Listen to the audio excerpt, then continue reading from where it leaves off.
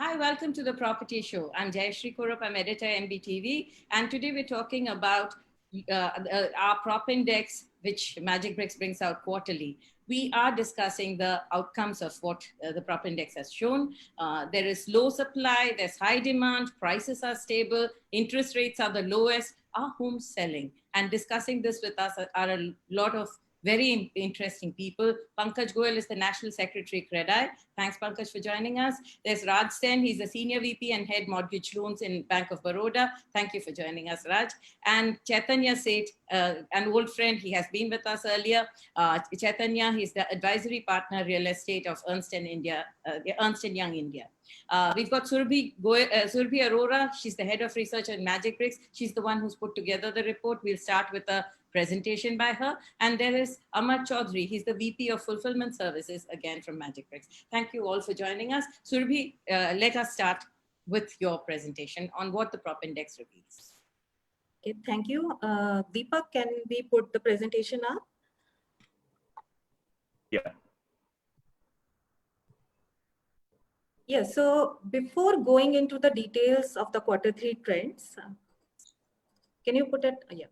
Okay, so before going into details of the Q3 trend, I would like to share about the methodology and data we use for this report. We published this report for 12 major cities in India on a quarterly basis. The report analyzed the extensive data set capturing the search pattern of about 25 million plus monthly visitors.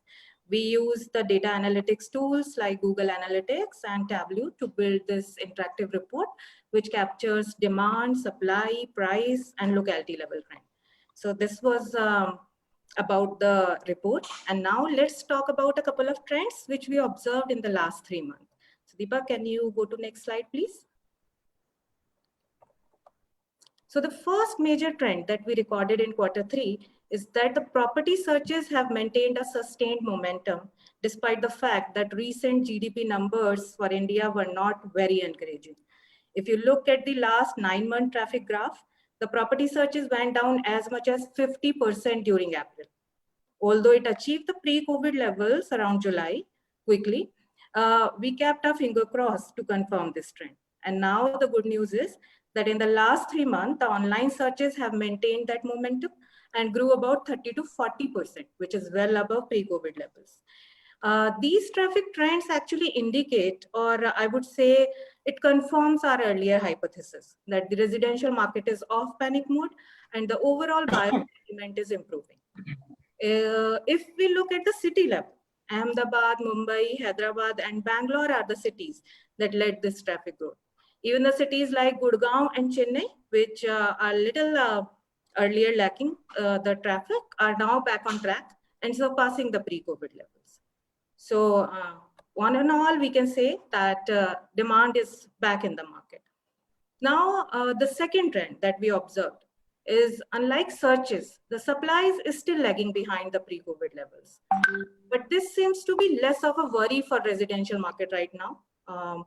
As the primary reason behind these numbers, these negative numbers, is the limited new launches in the last 3 months. We are expecting this number will improve in the upcoming festive season because a couple of developers have the new launches lined up. In fact, cities like Bangalore and Ahmedabad have started witnessing a little increase in the listings, and most cities are likely to follow the suit in the coming month.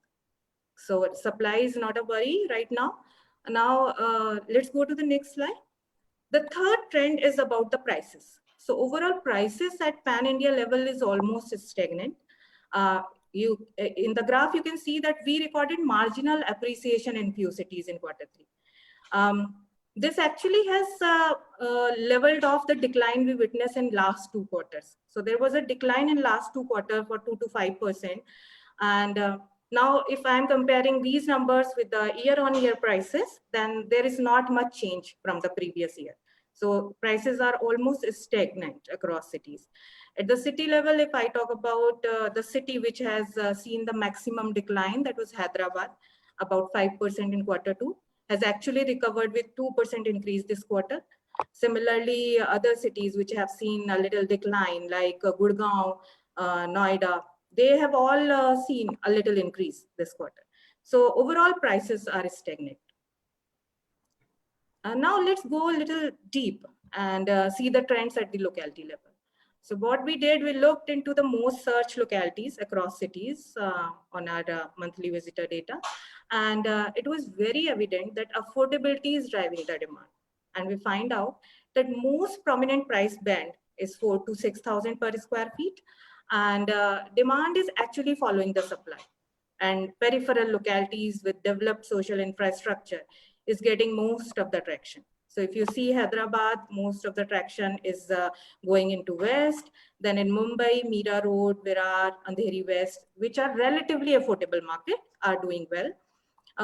Similarly, in NCR, the satellite city Noida, in which Noida extension, Indrapuram, Rajnagar extension, Narela in Delhi, in North, Palam Vihar in Gurgaon, and Sohna, they are the one which are getting most of the traction. Similarly, Pune, the Hinjewadi market is having a good traction, and Bangalore has a similar trend. So that's about the, overall, we can say that affordability is driving the demand. Now, so the resurgent demand and the stable prices indicating that the residential sector has managed to stay off the panic mode. And some of the triggers that recently government has taken some initiative is, I think, also doing well for the market.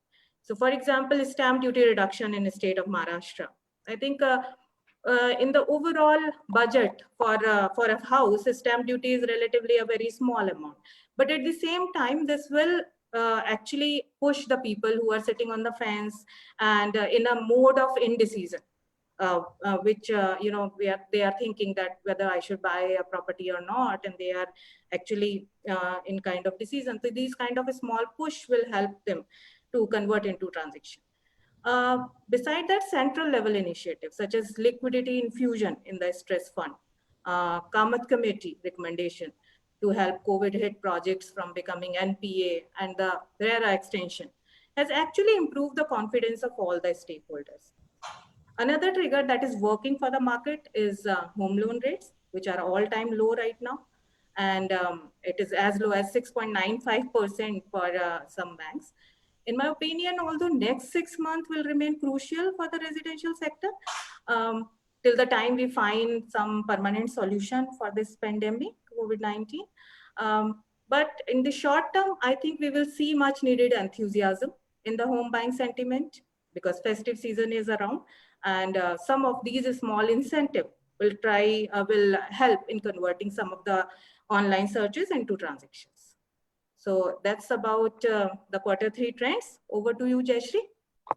Surbhi. And I'm going to pick up where Surbhi left off the last point, that the home loan interest rates are the lowest ever, and how much of an impact has it had on buyer sentiment? And here I'm going to bring in Raj. Raj, would you like to tell us that, we have consistently seen the home loans dropping, but it didn't actually trigger so much of a buy. But today, it seems to, the sentiment and the low rate of interest seems to match each other. So help me understand what is the mood of the buyer, and what do you see as far as home loan uptake is concerned? See, the rates have been going down for the last 12 to 16 months, but more so post the lockdown. So the biggest impact started post the lockdown, where the repo rate got reduced drastically, and not once, but twice. So that has impacted the existing borrower who has a loan running to look at an opportunity to move to a lower rate. So that's what has happened. As far as the new home buyer segment is concerned, I think it's more of a ready property which they are seeking out.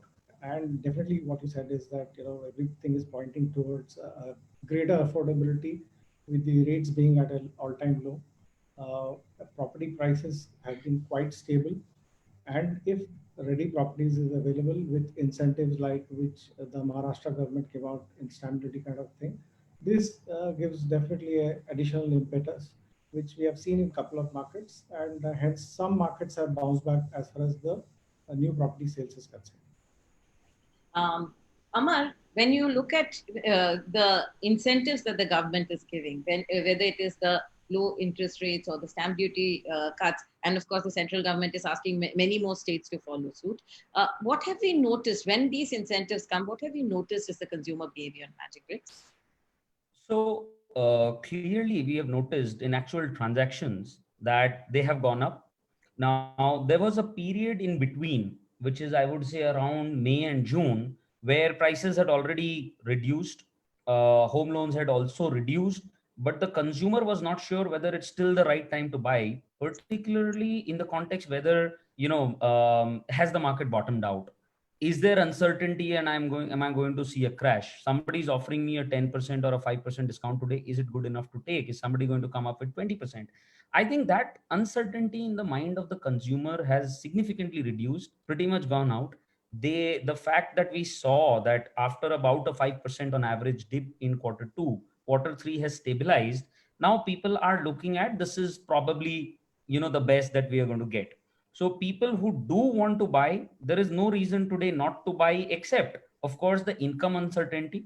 So till that goes away, I don't expect that the number of transactions quarter on or year on year is going to increase. But if you are looking at quarter on quarter numbers and meaningful numbers, we do see, especially with the festive season coming up, that a lot of people who were, let's say, planning to buy houses in January, February, we had files, I'm sure people were in last stages of discussions. Those discussions are closing now.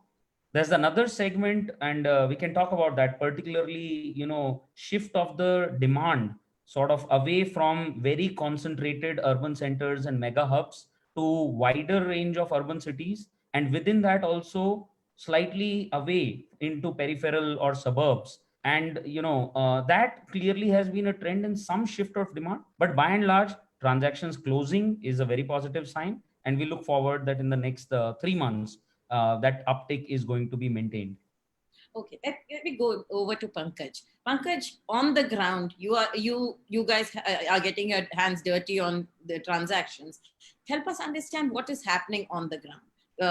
Two trends that Surbhi had pointed out, Amar reinforced them. I'd like you to comment on them. One is that the consumer is looking for good value deals, lower prices, even if they have to shift to peripheral locations. And the second one is, what has been the COVID impact on the demand for planning, layout, and so on? While I agree with Raj and Amar, but I think it's a lot of pent-up demand which is now translating into sales. Right. Secondly, Jayashree, the worrying factor is it is only the finished inventory that is moving. Now, there is only a limited amount of finished inventory that is available.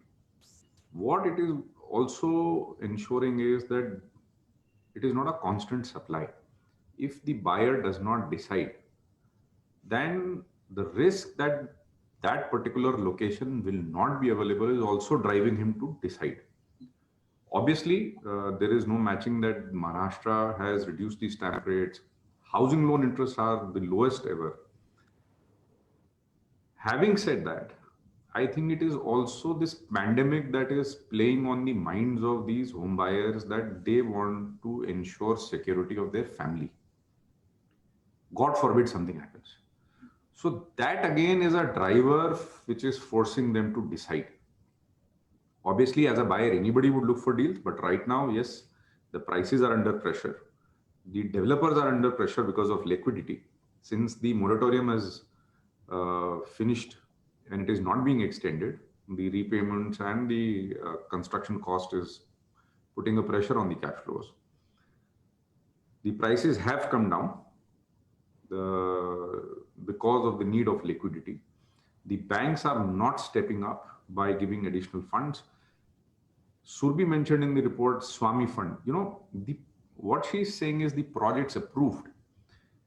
What should be the number is the amount disbursed. And Swami Fund is only limited to those projects which are in extreme distress, which have tipped over. What about those projects which are still, grappling? They're trying to survive. This is a plus for the buyers because obviously developers, for want of liquidity, are selling short. Good locations are available. Housing loan is at the lowest. I don't think they will go down any further. it's a absolutely wonderful time for the buyers to translate their need into sales. What Maharashtra did was, the prices have not been going up. In fact, like you said, some developers for liquidity are even selling short. When the prices don't go up, the pressure was never on the consumer to buy that. Abhi nahi kharida to the values will go up. What the Maharashtra government did with that 2% stamp duty is they said that if you buy in the next 3 months, you have a definite reason to buy immediately. And after that, in the next 3 months, you have to pay another % more, but you're still pushing the consumer to buy, right? This seems to be creating that much needed push to get the fence sitters off the fence. Do you agree? Phenomenal move by Maharashtra government. Hats off. And I think some of the states which have huge construction activity should follow. Yeah. This solves multiple problems. When the liquidity of the developer improves, I think the banking system also stabilizes. It is not a loss to exchequer. What you're basically doing is these inventories actually start earning money for the government. The occupancy rate also leads to consumption, which leads to indirect taxes. How most of these states look at is this is a rebate which has been given. I think it is an incentive, it is a push for the industry to kickstart. We will have to look at it differently. It is not a rebate. It is an investment to kickstart a primary industry of the nation. And when costs are low, the compliance is high, right? And you do find that the cities, if there's more transaction, the city itself makes more money. Oh, absolutely, absolutely. Chaitanya, I'm going to come to you. There is everyone has been voicing concern over the fact that it is the under construction properties that are not being favored by the consumers. Now, what is it that the developer must do? Maybe a 3, 4, 5 point agenda that the developer must do, because today the consumer wants to be satisfied that he will get his house. A tough one, actually, Jayashree, to be honest. I think I actually agree with the fact that the ready to move in is what is really selling the most today. To ensure that, to ensure that under construction also takes a thing, what we have seen successfully happening is where people are able to build that trust. Yeah. I think the biggest gap today between the industry and the consumer is the trust. And that's where developers who have been able to successfully demonstrate the delivery excellence, which I think is one of the most important things, I think that really reinforces trust and makes people to buy. And I think we have seen significant results of a lot of listed companies which came by, and they had a phenomenal run in the last 3 to 4 months. And that was primarily because despite being under construction projects, they were able to sell phenomenally well. Though obviously a lot of demand even came from NRI or the investors community as well. I think that again, the problem there of homecoming or maybe a US dollar change. And there's also a crisis there, right? So people are trying to look at homes in India. And I think that's where trust agenda becomes extremely important. How do you build that brand? I think investing in brand is of paramount importance today. How do you create that story in the mind of the consumer that yes, you can be trusted? How do you, when you, for example, it's an under construction project, right? How do you create that on-site experience when a customer walks onto your site, that he gets the comfort that yes, this is a place where actually I can write my biggest check of my life. People have invested in even creating construction museum. They've even being far more transparent now, talking about the brands, talking about the ecosystem, talking about the partners whom they've been engaging with. All the very small actions which creates a lot of transparency. One big thing which I would say creates an action of building trust is being action oriented and being transparent. That is coming through digital. Today, I think it was very clearly mentioned that a lot of search on the online has grown 30 to 40% pre-COVID level. And that's primarily because today all traditional, the entire marketing mix has changed. There are no traditional mediums, very hardly hoardings, very hardly prints. All that has kind of gone and taken digital as a key medium, right? And people are spending time. And today, the consumer is really looking at blogs, looking at forums, looking at reviews, looking at the website, virtual tours, and these are some fundamental aspects which are really creating that engagement and experience. And I think thanks to RERA, I think that also is creating a positive sentiment in the mind of the consumer that if it's a RERA registered project, it gives me a far more confidence. So I think over a period of time, I think the developers who have been able to create that action orientation are far more digital, because digital creates transparency. Very clearly, it establishes transparency. I think those are some of the things which are really helping a lot of developers. And obviously, going without fail that builder subvention, when the bank subvention has gone by, as a builder, if I am putting my money on the table, it transpires trust. Ye mera paisa laga rakha hai, don't worry about it. I think that also creates a significant impact in the mind of the customer that my money is safe, the building would be made, and that would be made in time. Rather, I've been working with a lot of developers who've been actually accelerate the delivery, and that's the they are also managing their cash flows. So I think it's becoming a cycle, if I may say so. So obviously, it also requires deep pockets at the end of the day, financial prudence. But I would say delivery excellence, digital actions, transparency, action orientationness, customer experience. Obviously, apart from that, the payment plans and everything do drive a lot of significant sale in under construction. Rather, if I may say so, in Mumbai market specifically, working with so many developers, I clearly see they're doing reasonably well. Steady increase. I would really say steady increase in the last 3 months on the under construction property.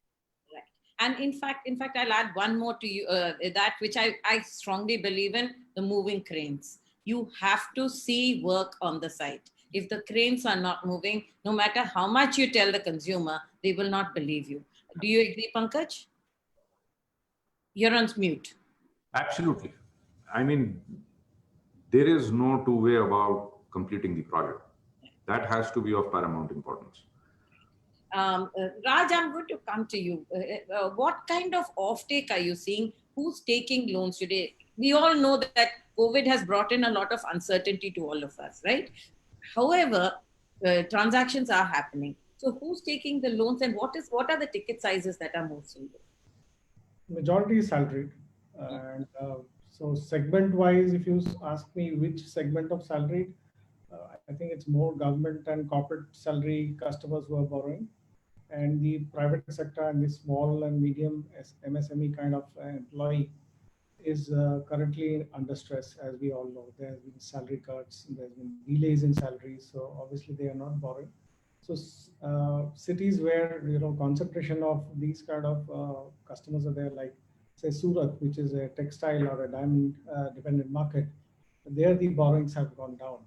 And whereas cities which are more stable, like somebody mentioned Bhopal, we see a lot of action in Bhopal.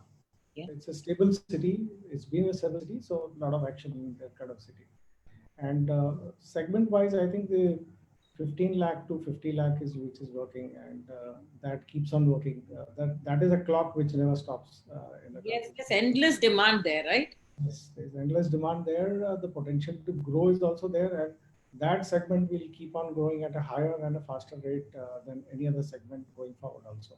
So your advice to developers is focus on the 15 to 50, at least for the short term, short to medium term? See, for me, the short term is obviously 6 months. The medium term will be 18 to 24 months.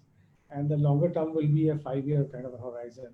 And I would say, if you focus at a 5-year horizon, then only you can really deliver those kind of projects, which are 15 to 50 lakh. You can't look at a 18, 24 months and start a project with a low cost housing or a 15 lakh to 50 lakh housing. Raj, before I go to somebody else, I want one more thing. Are consumers asking you for different kinds of repayment? For instance, a smaller load in front, and then later they'll take a larger load. Do you see such requests coming in? Not exactly. What we see is actually what the Indian mentality is. People are conservative in our country. They really don't borrow. So people are putting in more down payment. The loan amounts have gone down, in fact, marginally 3-4%, but it has definitely gone down. Mm-hmm.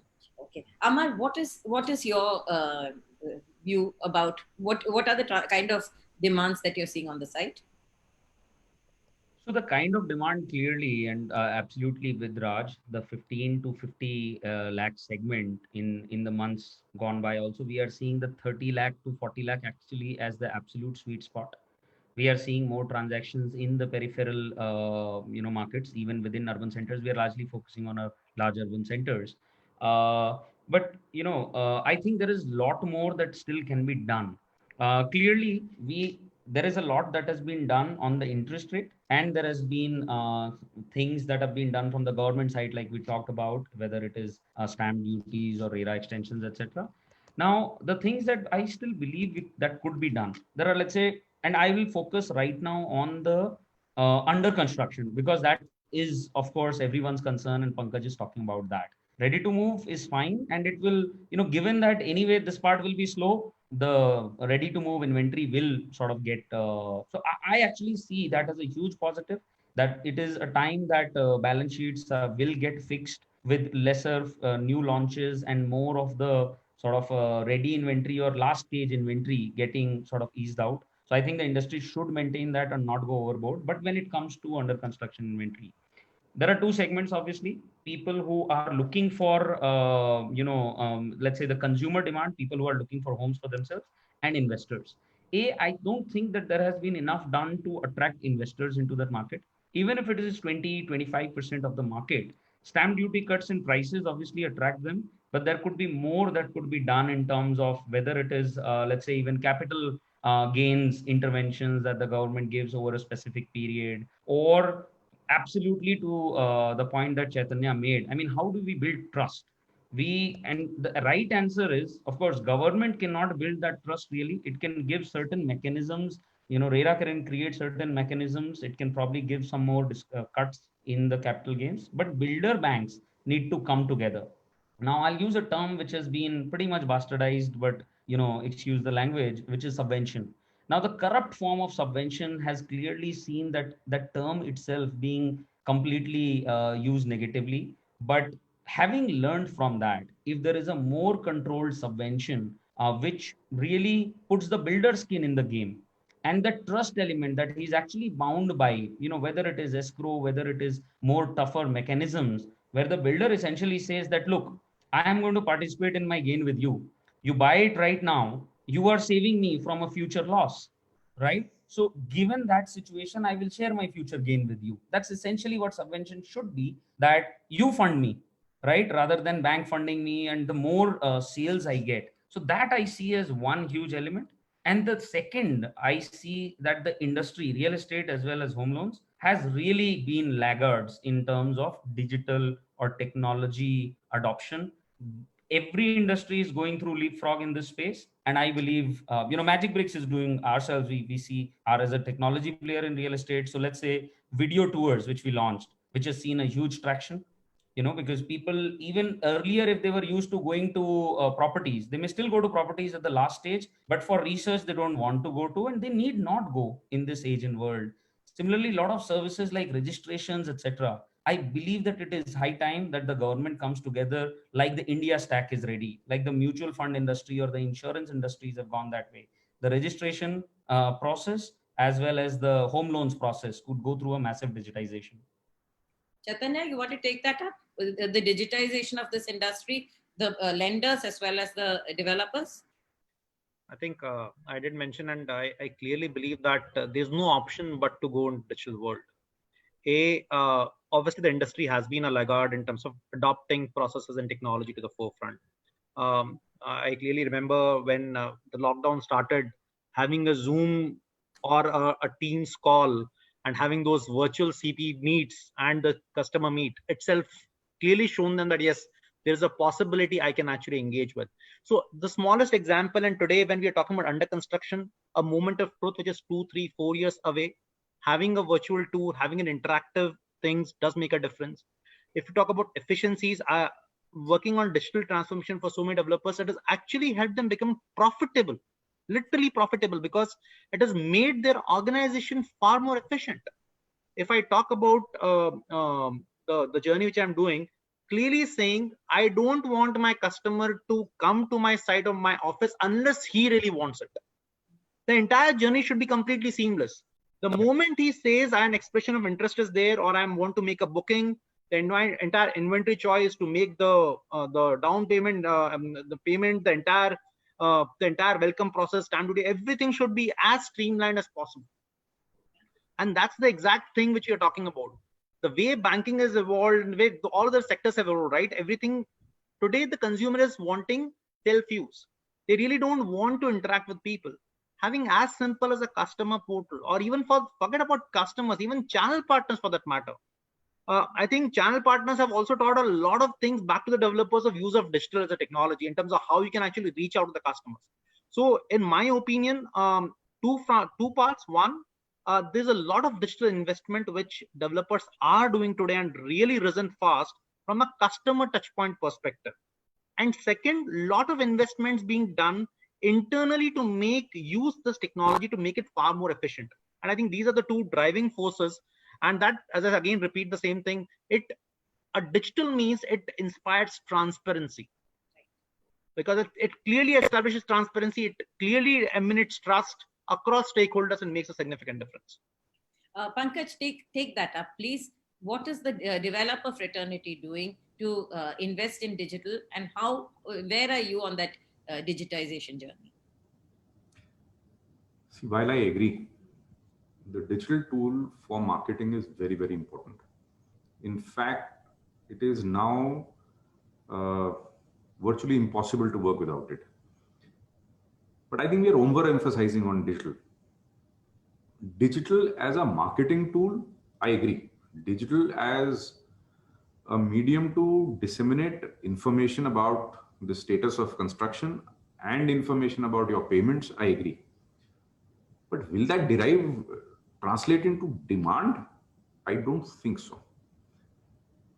You know, it is a one-time purchase. It is not that you're on Amazon and buying a consumer product. The customer needs that touch point. The customer wants to have that touch and feel. It's an investment of a lifetime. Like somebody just said, it's the biggest check he writes. He doesn't want to do it from a distance, barring about 4 to 5% or probably a little more. He wants to be on the site. Despite best efforts, they want to come to your office because that 10 lakh rupee check means a lot more to him than it does to the developer. When you talk about and you compare it to banking, you know, banking is a service industry where your money is rotating. Here he is giving you this money for about 5 years future. The entire money that he has saved in his lifetime, he is giving you as upfront, and he is mortgaging his future and getting the home loan. It is a means of passing on information. I think demand is got to do with something else. Somebody mentioned about developer trust. You know, give me 10 failures and I'll give you 100 successes. Nobody talks about all those developers who delivered. We are focusing doing as an association to talk about the successes. I agree with you. I'm agreeing with you because I believe that there are a lot of positives, but somehow it's the negatives that have taken center stage and the positives have not. It's always the exceptions which make the news, Jayashree. Not really. I've got the routine as well. I wouldn't agree with you there. But I think as an industry, if you have success stories, are you actually disseminating it or making an effort to do that? Yes. We do talk about the number of houses delivered, which are far more than probably the projects in trouble. Like somebody said, if you perform, the buyer comes back to you. The referral sales percentages have gone up only because of the trust factor. Housing, this industry is changing from the traditional form to being extremely transparent, over governance, and absolutely low margins. Now, the effects of these, they are showing. And unfortunately, in the future, they'll show. The weeding out process is, I'm telling you, it is going to move the prices up. And that is the natural corollary. At some stage, you're going to see the prices shift up. Absolutely. Yeah. Surbhi, I'm going to ask you to change the focus a little bit. We've talked about the large cities, but there is a distinct movement of buyers moving to smaller cities. The demand has moved to smaller cities. What does Prop Index show? You're on mute.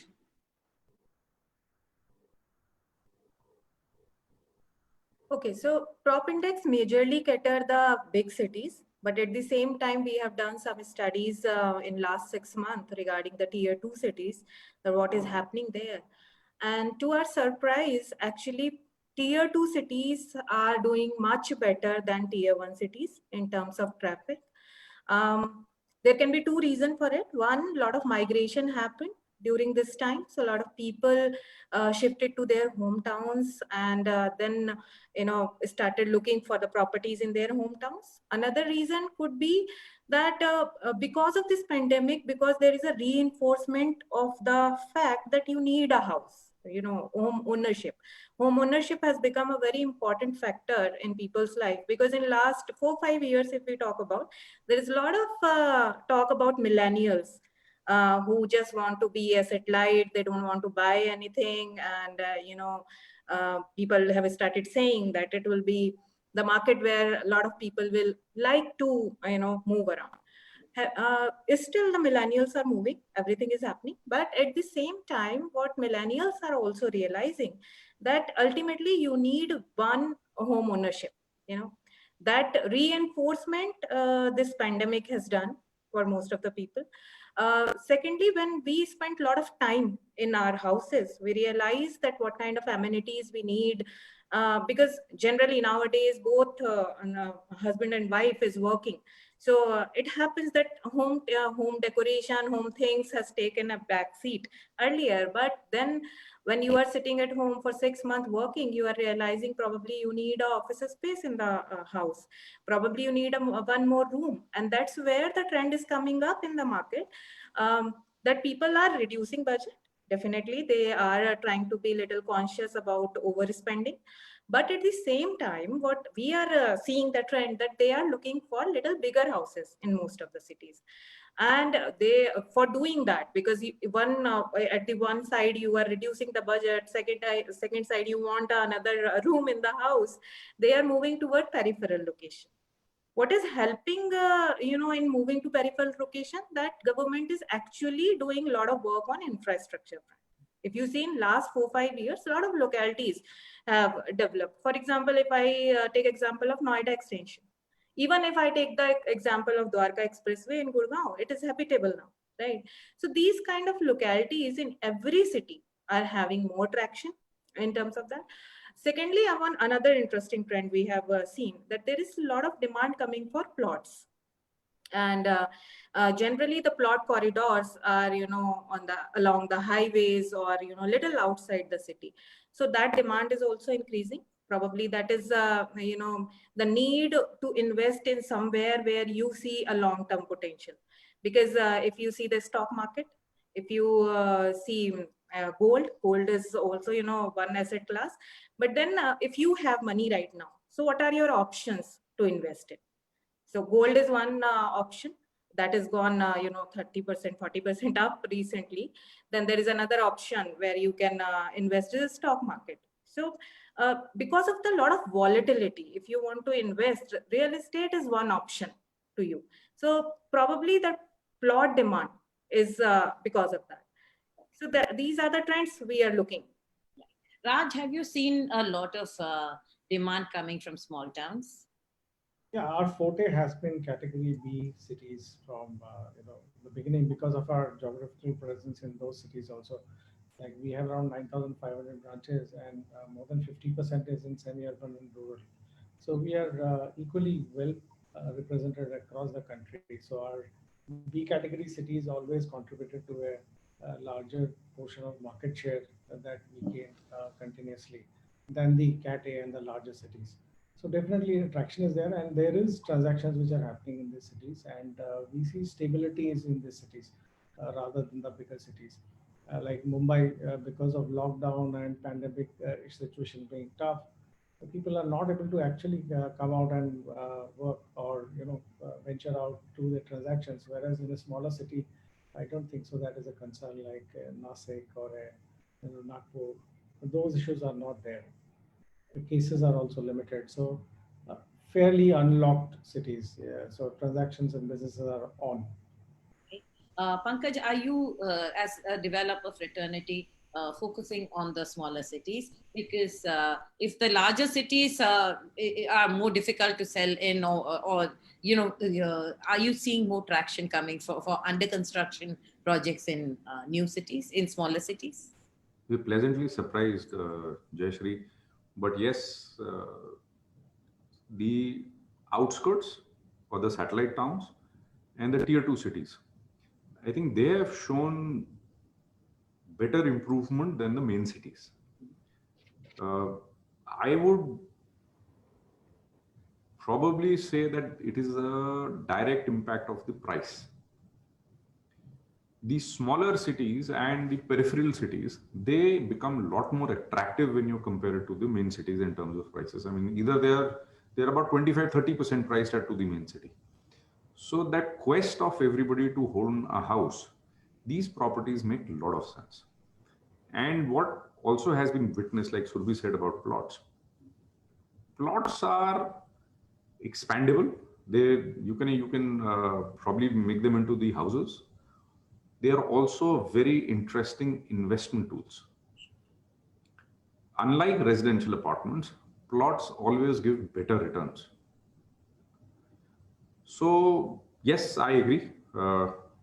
Peripheral cities have shown much better returns than the main cities.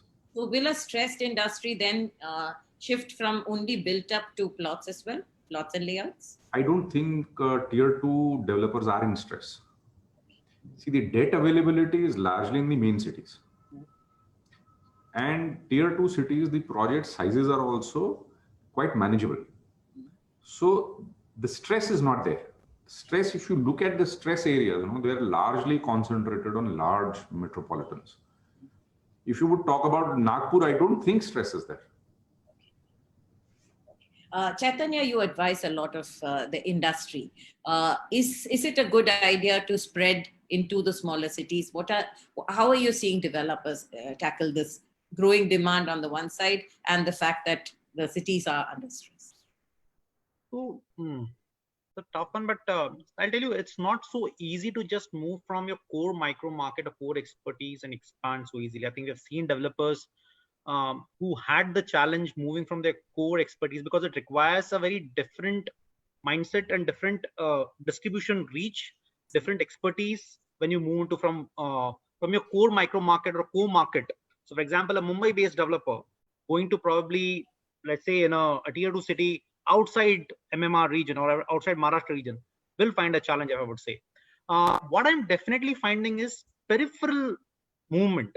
So getting outskirts of it. So we are talking about value housing, affordable homes where the ticket size drastically drips down. I think that's where the developers have seen a significant amount of investment going in. I think if I look at, like again, an example of Mumbai, again, look at Palghar or Panvel. I think those are the areas which have significantly developed, and they've found a very significant demand coming in, significant investments coming in, because the ticket size becomes far more affordable, and that's what is driving demand for them. Amar, I've got a question here. Will long-term returns in tier 2 cities be better than tier 1 cities going forward? You want to take that? Sure. I would not be able to really, I mean, a tough question if you look at long term. It's spread it across the team, but I would say, and it's not even a sort of a COVID, related question per se. The way I would say this is that if I were to say that on an average, India as a market has seen more and more urban concentration. I mean, I remember I had moved to Mumbai in 2005. And if I think at what prices, even at that time, I used to think that 4,000, 4,500 rate in a place like, let's say, Lower Parel was very high. I mean, it's obscene. But then by the time I actually bought a house, it was like 27, 28,000. So within a space of 7-8 years. So yes, that gave a period of phenomenal return.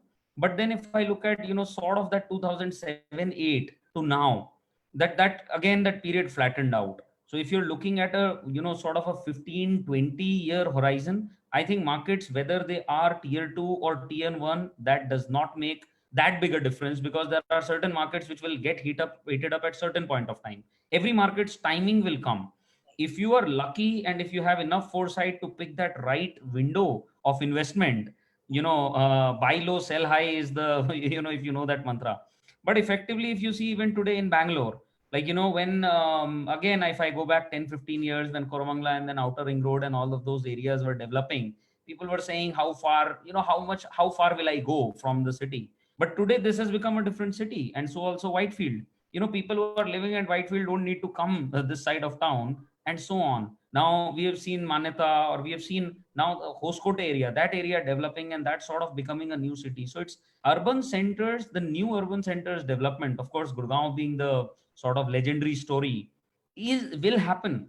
So if somebody has a patient capital where they're looking at a, investment in the 20, 30-year horizon, they will definitely look at the greener pastures rather than the peaking markets. But if you're looking at sort of a, 5-year take a view, I would still take that view by and large in favor of, smaller cities, plots, and perhaps, peripheral markets. True. Chaitanya, when you look at property investments, we don't have investors in the market. Having said which, it's not that there is no money left to invest in the property markets. It's a crisis of sentiment rather than a crisis of finance as far as the investor goes. If an investor comes into the market, he needs to do certain things, right? He has to leave emotions behind. Like Amar said, every market peaks at a certain time. If you're an investor, you have to leave at the peak, right? You can't hold on, but we tend to bring emotions in. So your advice to potential investors: people are looking at various places to invest in. Plot seems to be one of the things that a lot of investor money is going. So what is your advisor to investors? So I think you said it right. The plots has seen a very significant traction for the investors. Second thing, which probably, so if you look at the residential market, right, in the last 5 years, the prices have been stable. So agar main inflation adjusted price dekhu, the prices have actually declined. Yeah. And given the fact the loan percentage has now come down, so maybe my yield, which has to be 2 to 3%, whereas now let's say loan is 7%. So that gap is kind of shortening and shortening. Now people, if I look at, I talked about, the Godrej, it's listed and it came out, 50% of their sale happens to NRI. They also say it's not a sustainable thing. There are quite a few more developers where the sale happened to investor community between 20 to 50%, significantly high number.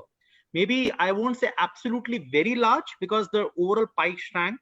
But if you look at it, the fact the investors are again coming in the market, given the fact there is a slight decrease in the loan rates, or they're finding that the builder subvention coming in, which allows them to wait for 2-3 years, and they do expect an appreciation will come by.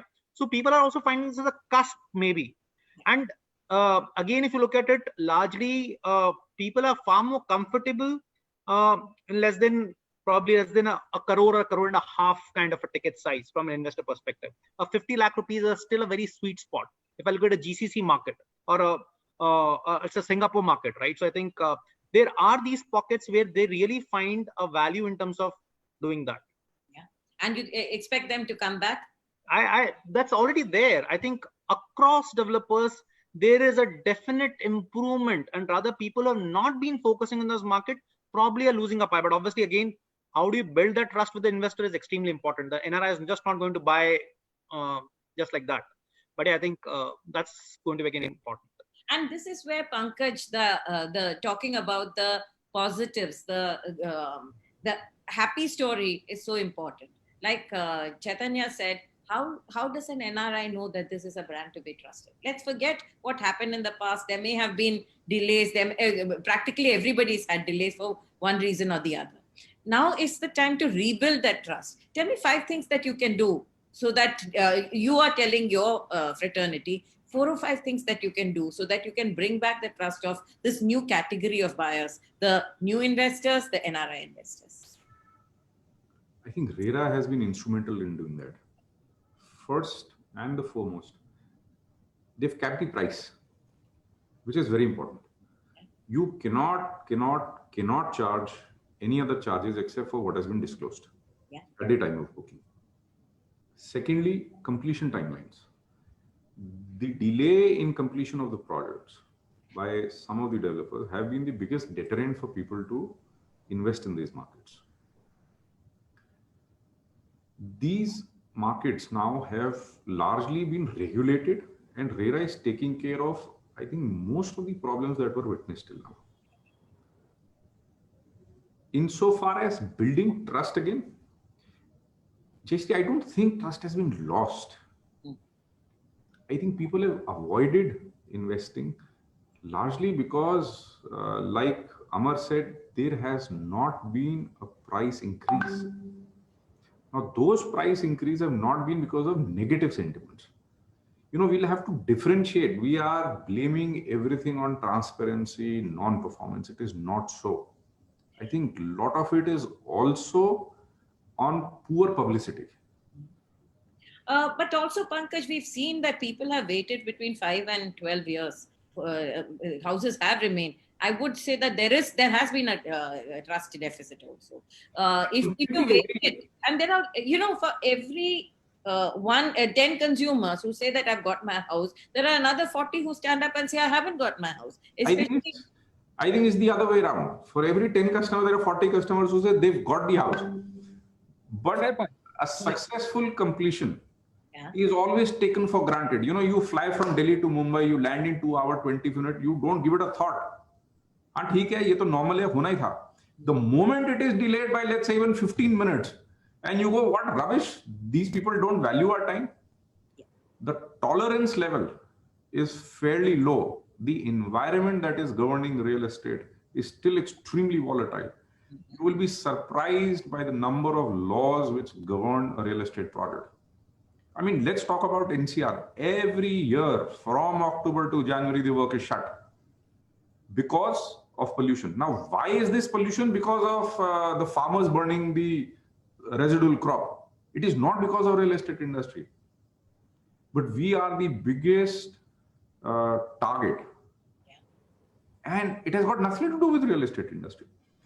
We are surrounded by an environment which is hostile to this industry.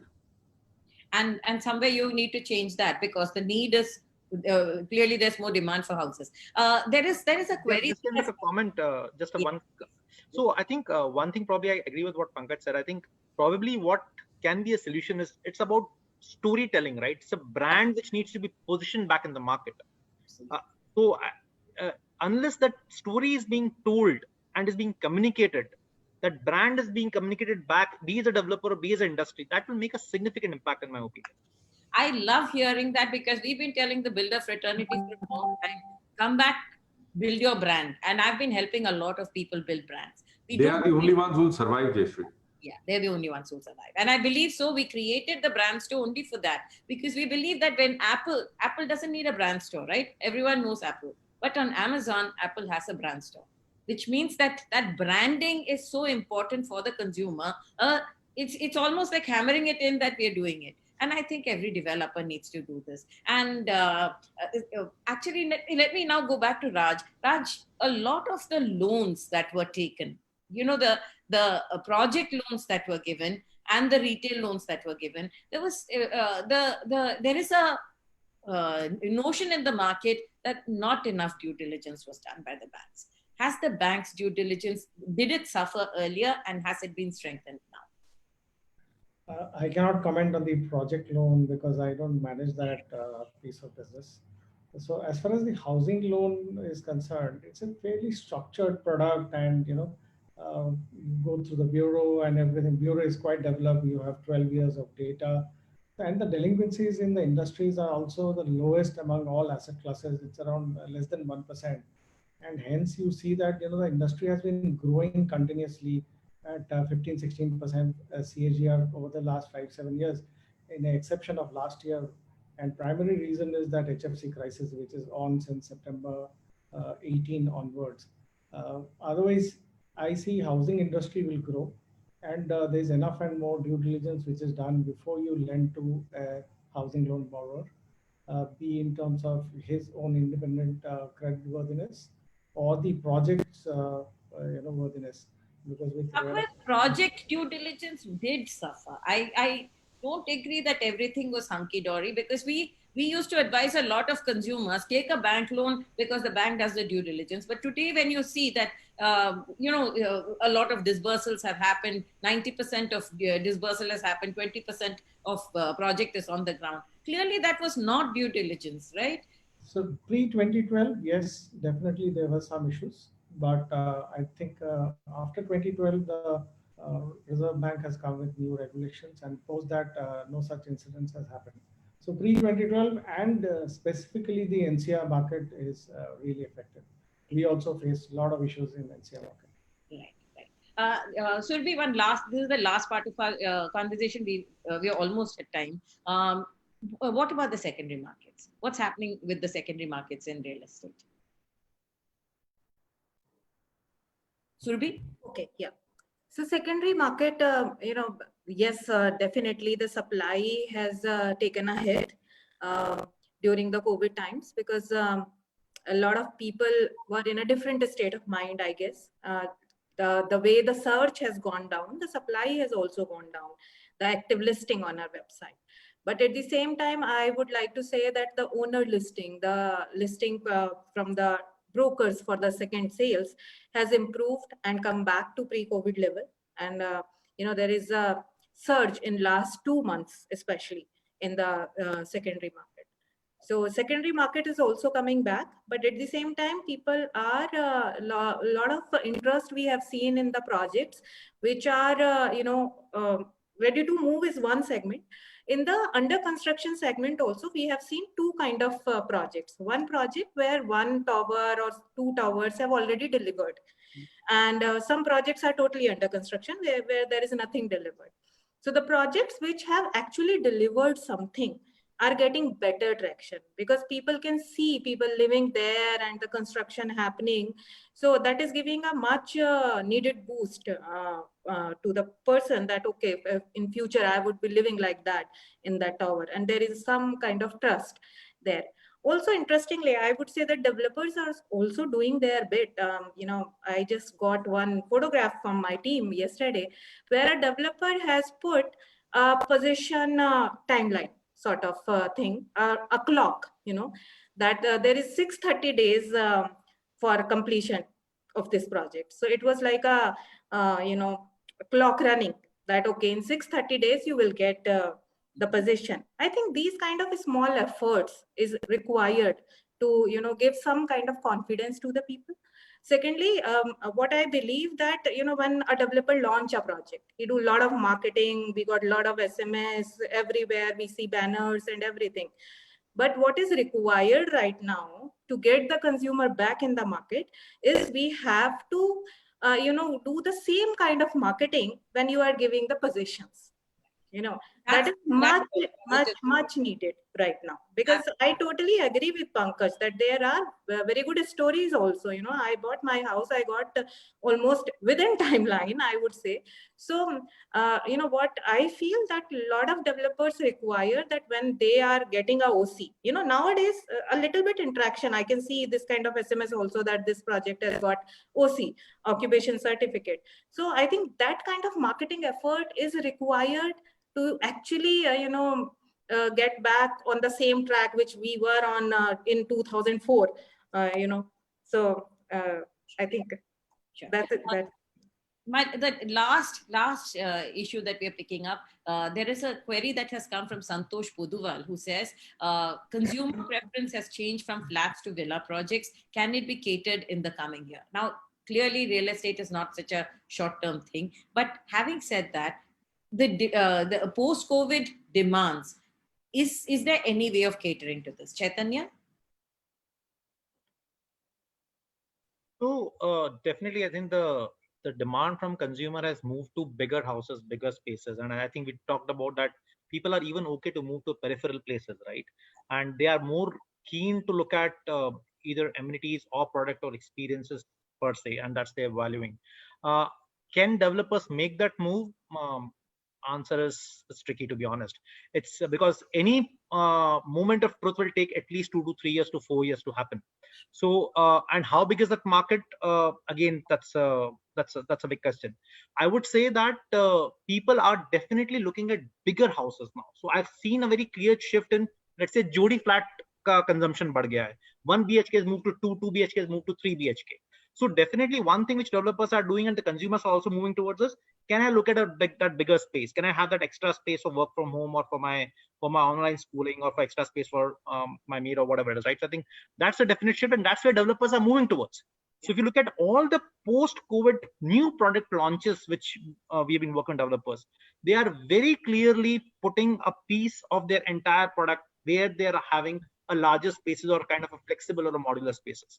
Even if you look at the amenities today, one of the new amenity which is being talked about is, can I create a co-working space within my own project, right? So can I kind of create that environment which can make it safer and easier for people to go by? So I think that's a shift in the product mindset which is happening, and that's there for real. Let me put it this way. Amar, you want to comment on this? Amar, you're on mute. Sorry. Product shift we talked about, and Chaitanya has picked up the right pieces to add on to that, co-working or the kind of products, So, but yes, these shifts will take time.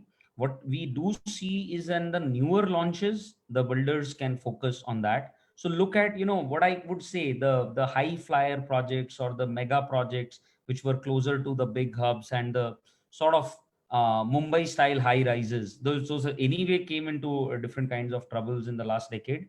But shift away from that to more real, the middle class living into peripheral areas, into smaller cities, and with this bigger housing and more focus on value delivery in the product. That I think is what is going to go into the launches. I'd actually just like to pick one more aspect, which Pankaj also mentioned, that, maybe for every 10 people who haven't got it, actually there are 50, 40 people who have got it. But for those 10 people who haven't got it, if there are better ways to protect them, and I understand that RERA is doing everything that they can, that, the move has, but still, I don't know. I sometimes visualize whether there's a sort of an insurance kind of a scheme that goes, or some structure that's created that in the eventuality of somebody missing out, if we believe that the pool of things, good things, are better than the pool of small bad things, then it can be compensated some way or the other. So the builder skin in the game, sharing the upside when that happens, I think some of those structures, I truly believe, can shift this industry and the lack of trust. Pankaj, I'd like you to respond to that. No, there are two different things. The villas and the apartments, there is no comparison. I think the cost of land is going to determine and the quality of life. What the amenities a group housing gives you, it is not only the internal space, it is the entire environment, the club, the pool, the neighbors, the social interaction that you get into. That is not there in the villas. Any person who's wanting to buy an apartment, we were talking about 15 to 50 lakhs. You cannot have a plot at this price. What you're doing is you're talking about different verticals of real estate development. Apart from affordability, I think it is also the preference. I know of a lot of people who used to live in the villas and they've shifted to larger apartments because their children have the opportunity for that social interaction, which is actually going missing in this society now. Those amenities, those swimming pool, tennis courts, that is not available so easily. When Amar talks about, the successful developers vis-a-vis the failed projects, I think there is an element of risk, a business risk, a genuine effort by a developer, but he has not been able to complete the project. Again, we get confused by those people who have either diverted the customer's money, they've not done the proper financial due diligence and financial closure. But there are also cases where there are genuine business failures. We have to understand it is there in every industry. You talk about infrastructure, you talk about power, you talk about airlines. There is a business process. It has not worked out despite best efforts. Maybe the timing was wrong, maybe the judgment was wrong, but you have to give it to that person that it is not his fault. it is not about the skin in the game. It is an honest effort which just didn't work. Really, you can't blame him. What is happening is everybody is being painted with the same color. कि if he is a developer, not delivered or delayed, ये चोर है. ऐसा नहीं है. People in Noida Extension, when they bought at 1600, they knew what they are getting into. Jayashree, I cannot understand the construction cost is pegged at 2200. They are selling at 1600.